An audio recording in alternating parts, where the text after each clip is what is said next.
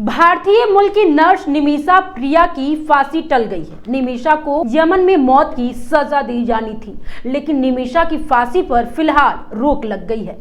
सरकार के सूत्रों के हवाले से खबर आई है कि निमिषा पिछले 8 साल से यमन के जेल में बंद है। वह यमन के एक नागरिक की हत्या करने की दोषी है। निमिषा को साल 2017 में गिरफ्तार किया गया था। साल 2020 में उसे फांसी की सजा सुनाई गई थी।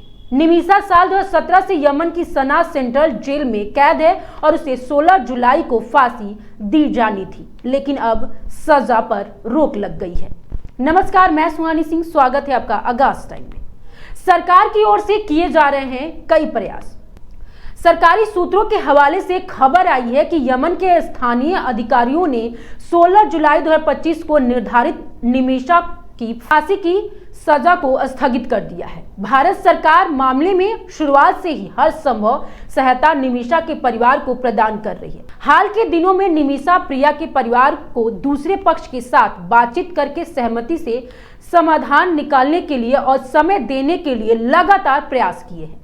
भारतीय अधिकारी यमन की सना जेल के अधिकारियों और यमन के स्थानीय अधिकारियों के संपर्क में हैं। सरकार के प्रयासों से ही निमिषा की सजा का स्थगन संभव हो पाया है। सरकार के अलावा अब सजा को रोकने के लिए भारतीय ग्रैंड मुफ्ती सामने आए हैं।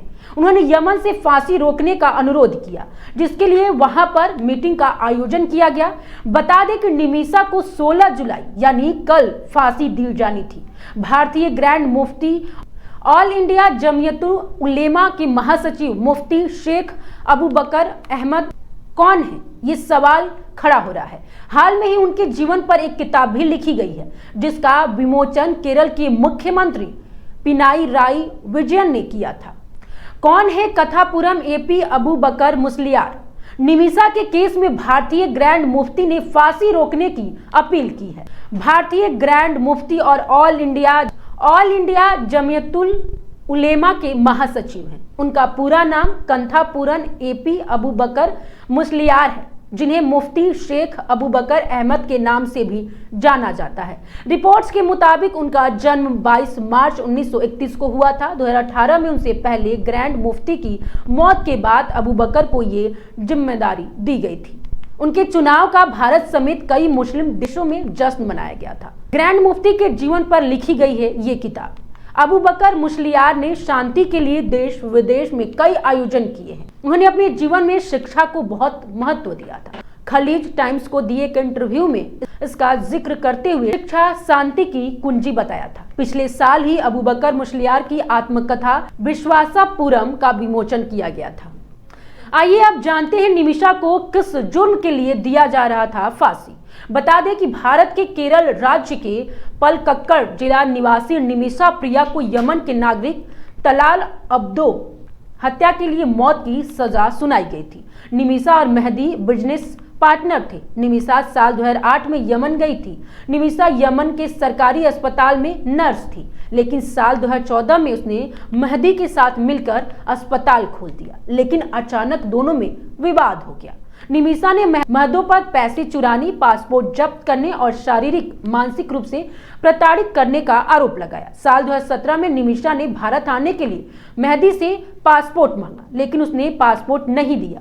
निमिषा ने मेहदी को नशे का इंजेक्शन लगा दिया और अपना पासपोर्ट ले लिया, लेकिन ड्रग्स की ओवरडोज के कारण मेहदी की मौत हो गई। निमिषा ने अपना जुर्म छुपाने के लिए दोस्त के साथ मिलकर मेहदी की शव के टुकड़े करके पानी के टैंक में डाल दिए। इस अपराध के लिए निमिषा को दोषी ठहराते हुए फांसी की सजा सुनाई गई। साल 2023 में यमन की सर्वोच्च न्यायिका परिषद ने उसकी रहम की अपील खारिज कर दी थी। 2024 में यमन के राष्ट्रपति रशद अल अलीमी ने निमिषा की सजा को मंजूरी दे दी। कोर्ट ने उसकी फांसी की तारीख 16 जुलाई 2025 निर्धारित कर दी थी। हालांकि सरकार की तरफ से बीते दिन सुप्रीम कोर्ट में इस मामले पर अपनी बात भी रखी थी, जिसमें सरकार ने कहा कि हम कूटनीतिक तौर पर अपने प्रयास जारी रखेंगे। निमिषा की फांसी पर भले ही फिलहाल रोक लग गई हो, लेकिन ये अस्थायी राहत नहीं है। भारत सरकार यमन के अधिकारियों और धार्मिक संगठनों के संयुक्त प्रयासों से अब कोशिश की जा रही है कि एक मानवीय रास्ता एक मानवीय रास्ता निकले। क्या निमिषा की जिंदगी बचाई जा सकेगी, इसका फैसला आने वाले दिनों में होगा। फिलहाल भारत की नजरों में यह एक बड़ी कूटनीतिक जीत जरूर मानी जा रही है। अगर आपको हमारा वीडियो पसंद आया तो हमें कमेंट करके जरूर बताएं और देखते रहें आगाज टाइम।